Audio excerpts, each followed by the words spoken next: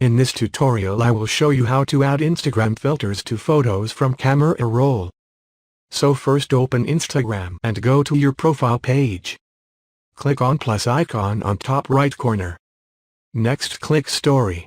You don't want to take photo or anything, you want to apply filter on existing photo. Click on your photos. Select the image. You want to select the smile face on top. And you can select any filter you want.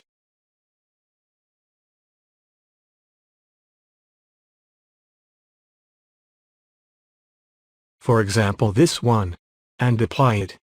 That is how to add Instagram filters to photos from camera roll.